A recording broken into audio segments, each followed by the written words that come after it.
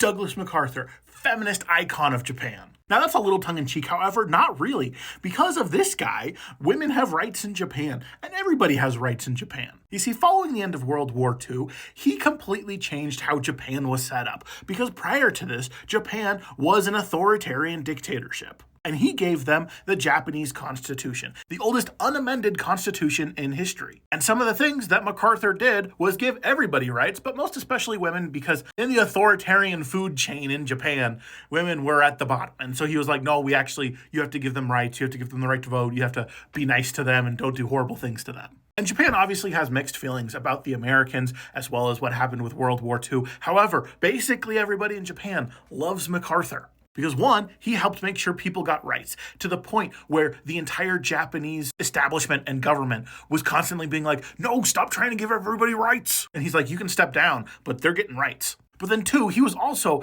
much nicer, much more compassionate and merciful than what a lot of people wanted following World War II. The Japanese did a lot of terrible things in World War II, and many of the people in the American government and the world as a whole wanted Japan to pay for it. And he's like, hey, sure, we could get revenge on our enemy for what they did in this war, or we can try and make them better people. We can change this country for the better and make them our ally. And that strategy has worked. It's been 80 plus years, and there has not been a war with Japan.